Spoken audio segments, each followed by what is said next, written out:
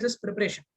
So as advertised earlier, this is going to be the pattern of this talk for half an hour or so. So what is going to be the pattern or scheme of examination, and when should any candidate ideally start preparing for NEET-SS, be it any specialty? And how do you prepare for NEET-SS neurology, and what are the materials required, and what are the high yield topics in neurology for NEET-SS? And finally, we revisit the art of solving MCQs. So when we are talking about this session, me and Dr. Arun sir, we came up with this topic because all of us lack a direction right now. We all have COVID duties, and most of us are in no man's land. For example, the exam going PGs are continuously having COVID duties, not just in Tamil Nadu, all over India. So the direction of academic preparation is sort of in no man's land. And you don't know what is going to happen. You don't know when it's going to be the exams. You don't know when it's going to be NEET-SS. Nobody knows. NEET-PG is in question. So most of you don't have juniors right now. So that is a very bewildering circumstance. And all of us can have a mind which is unclear, perplexed, confused, disoriented, going berserk. So all this is possible. So we thought we'll make this session a non-scientific session. This was not going to be a scientific session.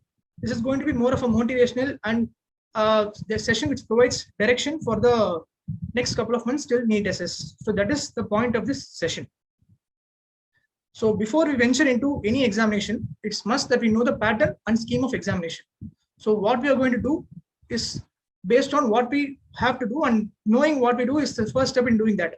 So as far as NEET-SS is concerned, medicine and pediatrics part is going to form 40 questions, and the neurology part is going to form 60 questions. This holds for any subject, 40 from the feeder subjects and 60 from the core subject. And NEET-SS will have negative markings, 4 marks for the positive markings and 1 for the negative marking. As far as JIPMER goes, just a reverse. Medicine and pediatrics are going to make up 60%, and the neurology is going to make up the 40% of the examination. And aims, it's the same, but you have 40 from neurology, 40 from medicine, and based on that, they release a merit list. And once they're shortlisted, you attend an interview, and based on that, they take in candidates. So aims is a bit different. And aims has positive mark of 3 marks and negative of 1 mark. And PGI has total of 80 questions, 40 of which from the medicine and pediatrics part, and those questions are single best option type, and the remaining 40 from the neurology part is going to be of the PGI type, that is multiple options, and which includes negative options too. So that is a pattern of PGI examination. So the key point here is that neurology part will have questions from pediatric neurology. Pediatric neurology questions will make up about 6 to 7 questions out of the 60 from the neuro part. And medicine part might have questions from biostatistics. Biostatistics can make up about 2 to 3 questions from the medicine part. So this might be the key difference maker in the end. So what is the scheme of examination? So as all of us know, NBA allows us to write 2 subjects, but you can write only 1 subject for the institute exams. You cannot attempt 2 subjects, but NB gives an option of 2 subjects. So whenever a privilege is given to us, doesn't mean we have to exercise it. That doesn't mean you have to attend the 2 subjects. But the natural inclination is there to attempt 2 subjects. In case one subject flunks, you can get into the other. But the problem with that is you will get the subjects in alphabetical order. That is, if you are interested in neurology, and that's your first preference. But in exam, it's all likelihood that you will get neurology as a second paper because N is a bit lower in the alphabetical order. You might get cardiology or clinical hematology as the first paper. So there's a possibility that by the time you get to neurology paper, you might be mentally fatigued. So that is a distinct possibility. For example, as sir told, I took hematology and neurology papers, but before I took it, I didn't know that I'm going to get hematology first and neurology second. Had I known it before, had someone told me before, I might not have chosen second subject at all. I might have gone just with neurology. So that is a take-home point here. If you are interested in one subject and really passionate towards it, don't go for the second subject at all. So that is a take-home point here. And while preparing, focus your preparation on one subject alone. Don't do combined preparation for 2 subjects. It's better to be master of one art than jack of all trades. So always focus your preparation on one subject. So combined preparation for 2 subjects is a big no as far as NEET-SS is concerned. So the next FAQ is when to start preparing for NEET-SS. Well, the answer for that depends upon who is asking the question. If you're an exam going student, the best answer is right now, because I know you have hectic COVID schedule. I know that you are in the middle of a pandemic and everything, but once the pandemic is over, the NEET will be focused on conducting the examinations at the earliest. So by that time, there's a distinct possibility that you might be underprepared for examinations. So now that there is time and NEET-SS is likely to be postponed, so always go ahead and start preparing right now. And read mostly notes and focus more on MCQs. That is important. We'll deal more about how to prepare on the next heading. This is about when to start preparing. Yes. And the ideal time to start preparing is during the second year of your post-graduation. That is MD-MS program. That is ideal time. That is when you go to specialty postings and you get inclined to specialty postings. So there are two types of people here. One type of people have more interest towards intervention-based subjects like cardio, gastro, nephro, etc., etc. You might be inclined more toward that subject. And if you are a person like me who is more into clinical examination and stuff, you might be interested in rheumat, neuro, and subjects like endocrinology and subjects like that. So that is when you develop interest towards subject, and that is when you have maximum time to prepare. So my best advice would be to, for second years, to start preparation by taking extensive notes. First, start with the general medicine part, get your general medicine basics proper, take notes, take crisp notes, and then your neuro or whatever specialty you want to choose, read the subject in thorough. First, stick to Harrison for that and do thorough notes for that from the Harrison first. The next group of people are the most difficult for me to answer, post-MD-MS. So post-MD-MS might have completed MD like 2 years back, 3 years back, and they have a sudden drive to prepare for NEET-SS because they don't like the job they're doing now and such stuff. It happens. You work for some time and then you suddenly get inclined towards a specialty. So best advice for them is to redo the basics. That is because you have lost touch with the academics for the past 2 to 3 years. So now that you're into a specialty, now that you want to prepare for a specialty, you need to start from the basics. So again, brush up your medicine basics and brush up your basics of medicine. That is important because you need to have taken notes in the MD period for that. Because when you suddenly have to start preparing, you suddenly find yourself in a no man's land again. That is because you don't have any material with you. So taking notes is utmost importance because it might not help you in the short term, but over the long term, like when you want to prepare 2 to 3 years after your MD, you might need that notes. So have a habit of making notes right from your MD, MS period. So that is a must, and that is again a take-home point from this session. So the next FAQ is, okay, sir, I'm ready to prepare now. So how do I prepare for NEET-SS neurology? So I'll give you my 2 cents right now. There are 2 parts, as I said, general medicine part and the neurology part. As far as the general medicine part is concerned, they will test you on the core concepts of medicine rather than facts. So that is the first point here. They will test you on the core concepts and not the facts. So what does it mean is that you need a holistic knowledge of Harrison and 𝗿𝗵𝗆. Holistic in the sense you should have studied that properly in your MD-MS period. So never forgo your MD-MS education in search of a specialty. That is again a take-home point here. Always concentrate on MD-MS period and give due importance to general medicine. Okay.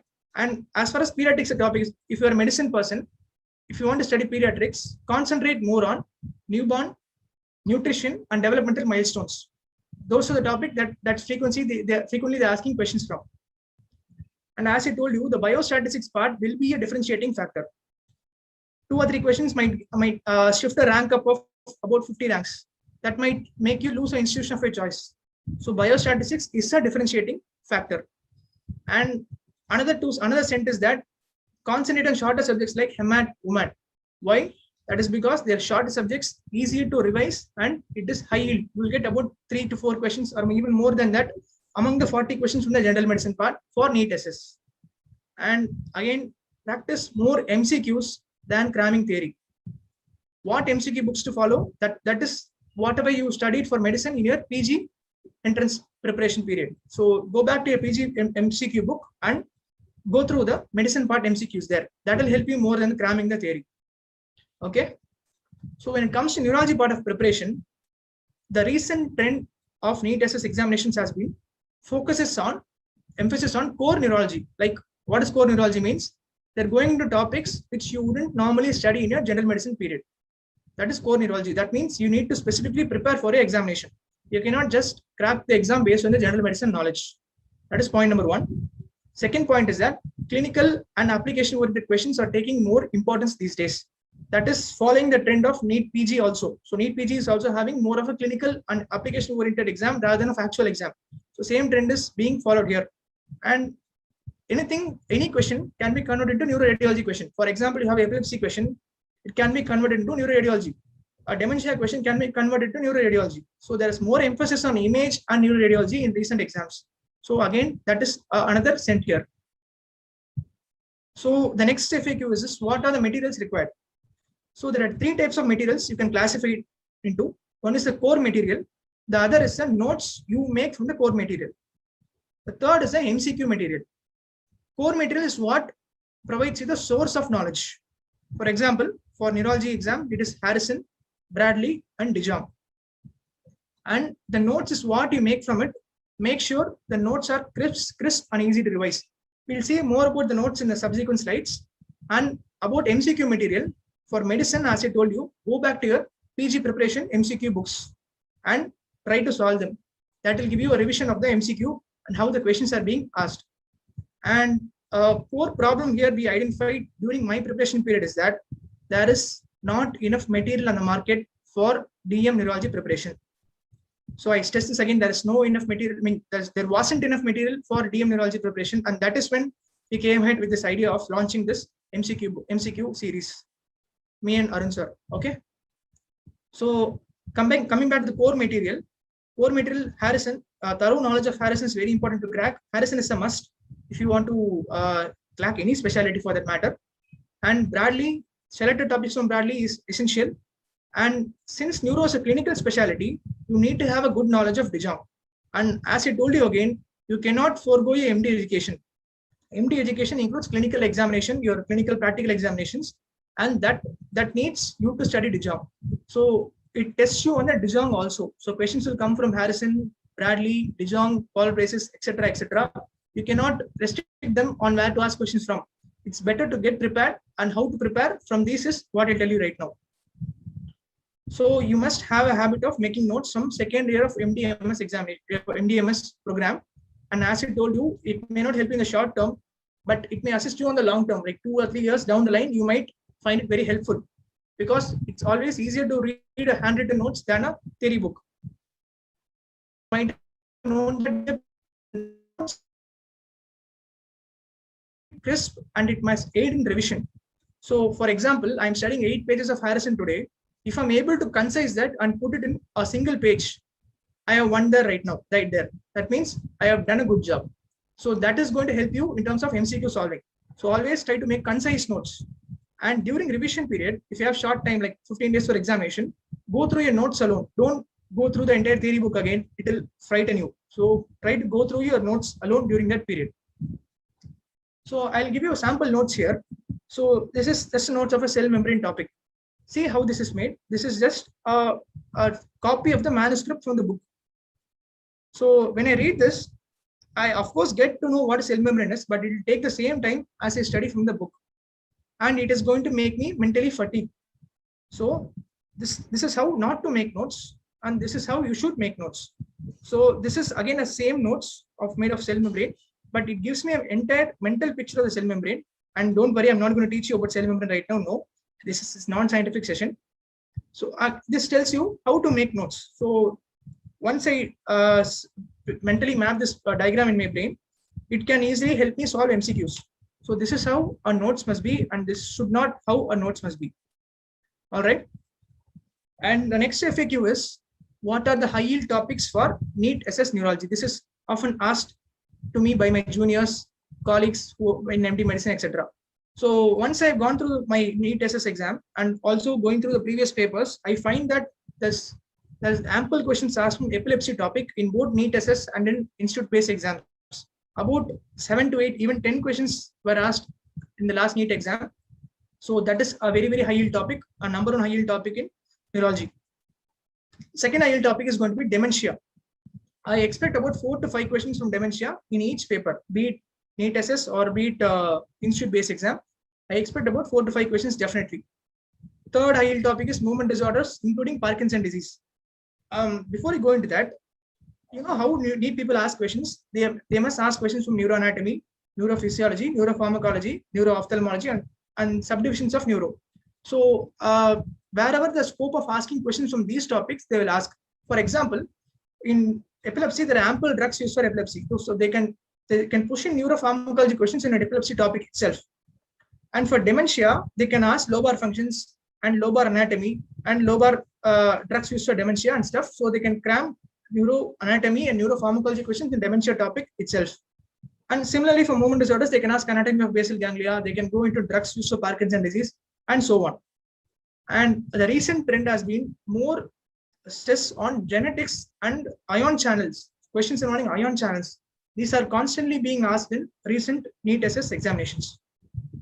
And evolving topics, the evolving topic in the sense, the topics which neurologists don't have a full understanding of. So those topics get more publications. There are more publications every day. Like publications like papers, research papers are made on these topics every day. So those topics assume extra importance. A prime example of those topics is MS and NMO spectrum disorders. Those topics get more importance in these examinations. Okay. So the final topic of this session is the most important of it. Art of solving MCQs revisited. The word revisited, I have used it here because all of us knew this once, like 3 years before. All of us knew this.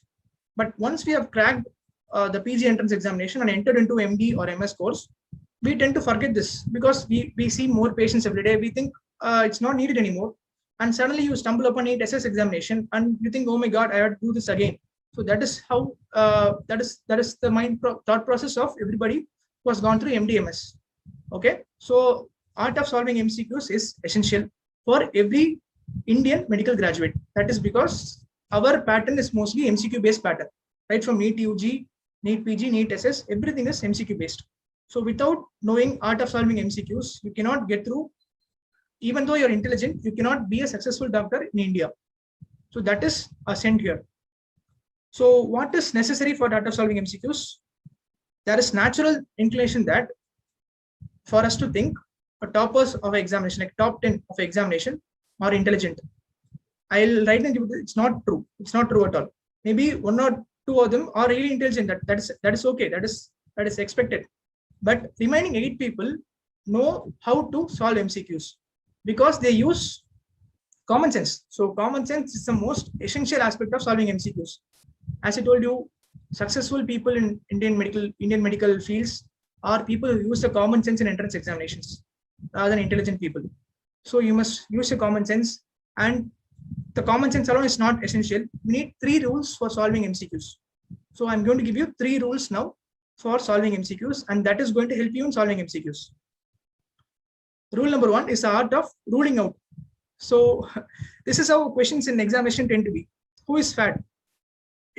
This question has no answer, but this is just a hypothetical question to illustrate that the question test or the question given in exams don't test your intelligence. It tests the art of ruling out.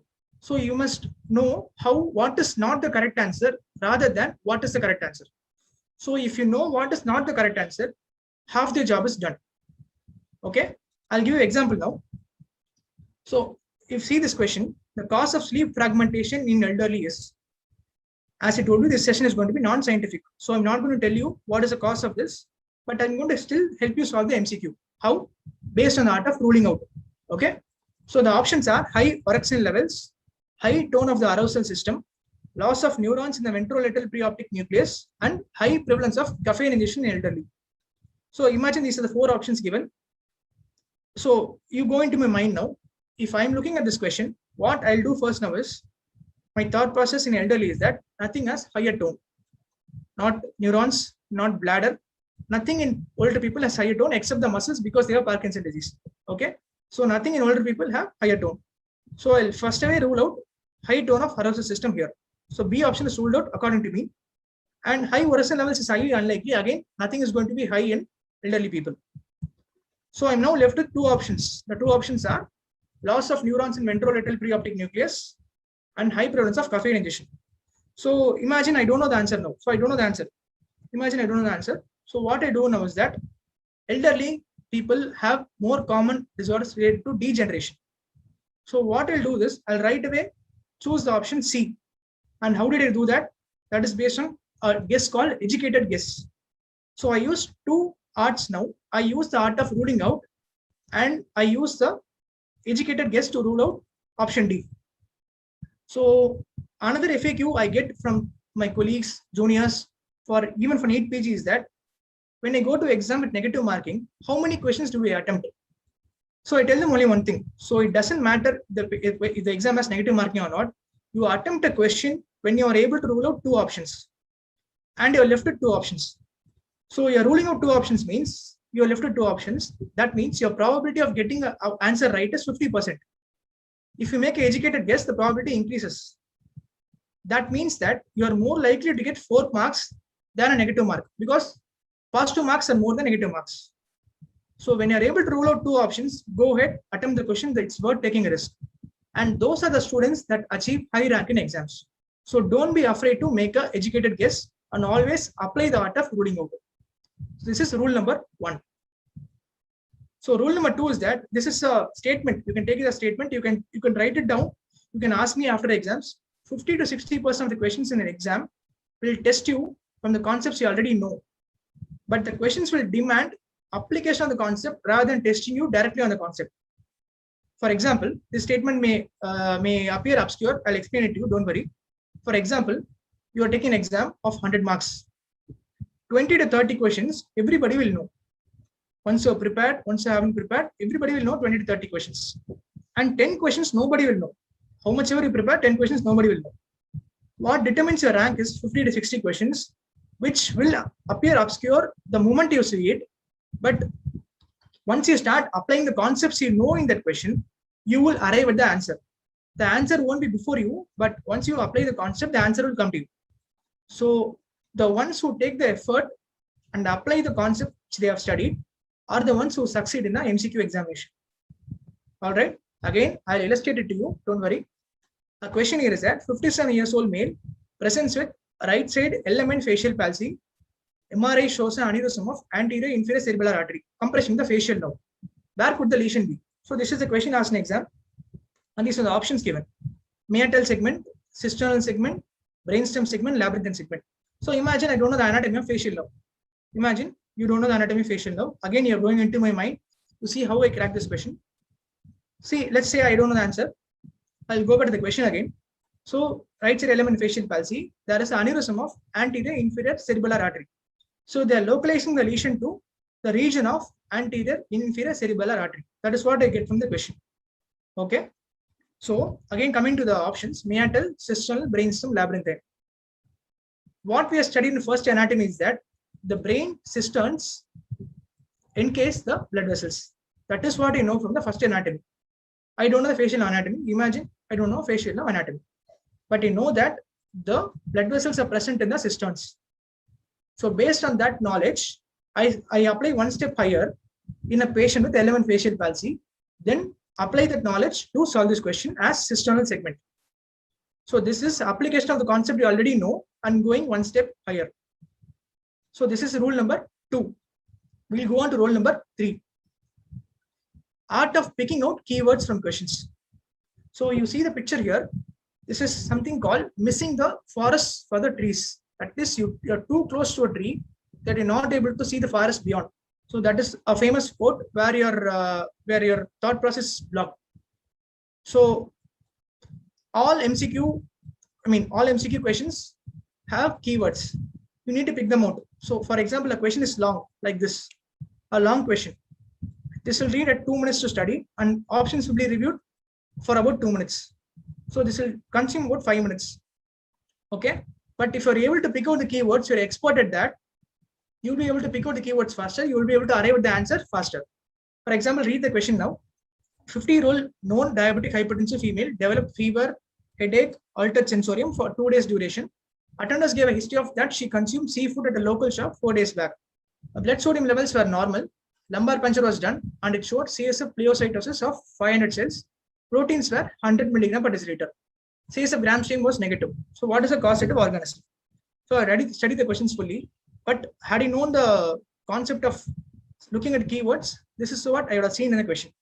So 50-year-old elderly, diabetic, that means immunocompromised, consume seafood. that is a very important clue here. Sodium normal, so it's not metabolic encephalopathy. Protein is elevated, so it's an infection, and patient is also having signs of infection, fever, headache. Cs of Gram was negative. So all this reasonably localizes to a diagnosis of Listeria monocytogenes, because the seafood consumption is very typical ST, and that occurs in elderly and patients with diabetes. So this is an important aspect of solving MCQs. So once you look at keywords, you will be able to save time in an examination. So you save time, you tend to have more time to revise the questions. Again, it fetches you a better rank. So that is rule number 3. So again, we'll go through the 3 rules. Rule number 1 is art of ruling out questions, ruling out options, and also making educated guess. Rule number 2 is applying the concept you already know and going one step higher. That is rule number 2. Rule number 3 is art of picking out keywords. You need to have an art of picking out keywords. Now you can ask me, how do I acquire these 3 arts? So it's easy to say, it's easy said than done, right? So it's easy for me to sit here and lecture you on ability to have these 3 skills. But how do you acquire it? There's only one way to it, and that is through practice. You need to keep practicing MCQs, and only then you'll acquire these 3 skills. Only theory, only notes is not enough for you to achieve. So you need to practice, have an art of practicing MCQs, and for that you need a good question bank material. So what are the ideal question bank material of our Q bank series or a question bank module? So it should test you on the concepts rather than the facts. See, anybody can make 1,000, 5,000, 6,000 questions from a book, but the question should be of quality that test you on the concepts rather than just the facts. All right. It should be of same pattern as the exam you're going to take. For example, you're going to take a NEET exam or example USMLE exam. The mock test should be of the same pattern of the question you're going to take. Otherwise, it is of no use. Okay, or it will be underprepared. And it should provide you a mental exercise. What does it mean? For example, there are some question banks out in the market. I don't want to name them. They just label out every line of Harrison. They pick out every line of Harrison and it will give you 3 options. That will be in the Harrison, the next line. And the 4th option will be none of the above or all of the above. So that's very futile exercise. It gives you no new information. It makes you mentally fatigued. It doesn't make you apply the knowledge you learned in the subject.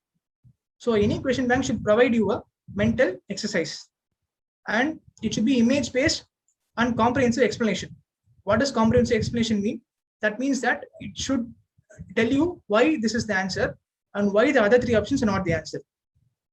No use giving theory part like 5 to 6 lines of theory in the answer. That is of no use. It should tell you why the answer is so and so and why the other 3 options are not the answer. And of all the characteristics, the most important characteristic, it must be authentic. That means you must be able to, in a position to trust the material, the answer given in the material and explanation given in the material.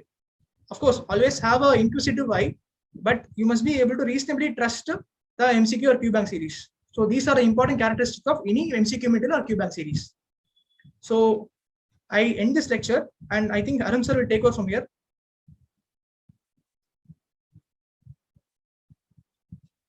Arun sir.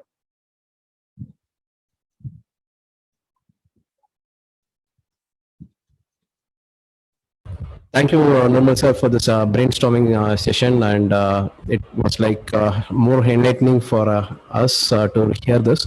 So before we end this session, I just wanted to inform that Plexus is known for NEET postgraduate entrance programs based on our mock exam series and everything. And right now we have evolved into this NEET-SS, and with the help of a team of doctors and headed by Dr. Nirmal and his colleagues, we have launched a new series that is called the Q Bank series for the NEET-SS DM Neurology.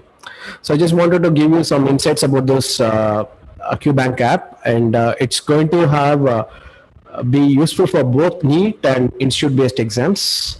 The pattern of questions has been carefully chosen by a team of doctors, and it has been reviewed, and so that it is 100% authentic. That's more important when you prepare for an exam.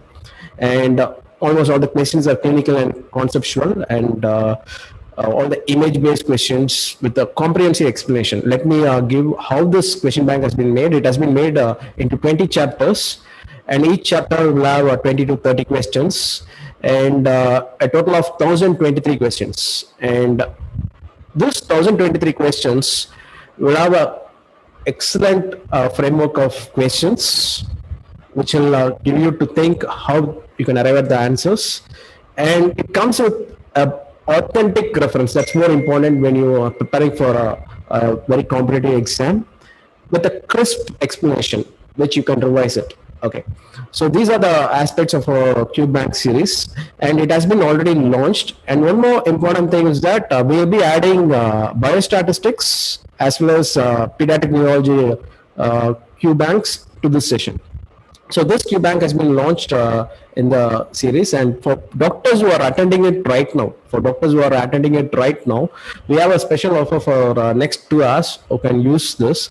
I can share the QBank link where you can go and purchase, and you can use the coupon code to get this QBank. Okay, I'll put this in the chat, and where you can go and get this QBank. So let me put the links in the chat so that you can check out from where you can get this QBank series. Okay, I think I just put that QBank thing in the session right now. Now let me share how to get the access for this QBank. Once you click the link which has been provided in the chat box, okay, you will be taken to the session where you can see that the coupon code can be applied, and right now the price of this QBank is 4,925 for the next 2 hours, okay, from the end of the session.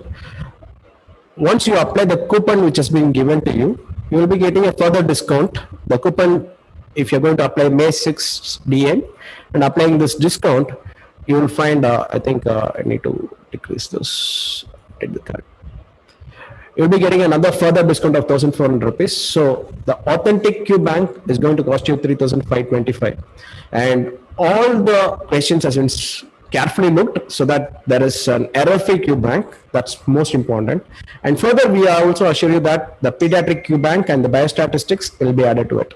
Apart from this, we are also planning to launch a video series, which is another thing for subscribers, early subscribers. We'll be giving lucrative discounts on the video series also, which is going to be subsequently launched. So I think you can ask any other questions with Nirmal sir regarding the QBank series, how it was formed, any other queries if you have, you can ask him as Dr. Nirmal sir in the chat. So thank you friends for this wonderful evening. Thank you for being part of this session, and thanks once again Nirmal sir for your splendid time to give all the insights about how to prepare for NEET-SS. It was really brainstorming for each and everyone who would attended the session. And any doctors who want to ask any questions, I can ask the questions. So this QBank has been launched with the idea that there is serious lack of material in the market, as I told you, for NEET-SS preparation. So that is the point of launching this QBank. The difficulties I faced during the preparation, I tried to rectify it with this QBank and the video series. So video series will be subsequently launched. So I'll take questions on the QBank and any other questions related to the session now.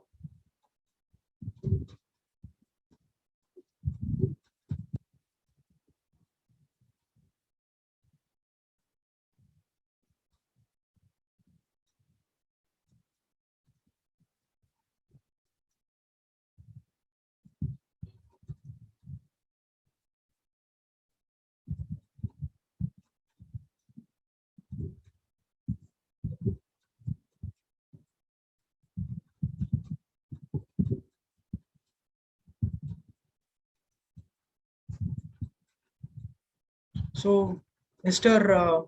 𝗃𝗵𝗴𝗿𝗺 has asked what books to read, and as I told you in the session, a core knowledge of Harrison part of neurology is a must for neurology part of the MCQ exam.